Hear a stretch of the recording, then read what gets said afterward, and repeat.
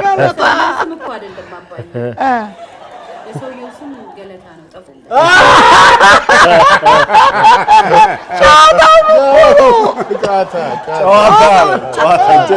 just fine አስተካከል እሺ ቀጥል እንጀራ በቃ አሰገኝ እንጂ ባክሽ ኖ ይበቃል በቃ እኔ በቃ just ቴስት ለማድረግ ነው እኮ አይነት ነው እሺ እናላችሁ አንድ የኔም ፖድካስት ወጥሮ የሚሰማ እና እሱን በፕሮግራሙ ላይ የሚተች ሰው ነበር ኧረ እባክህ እሺ ረበሽ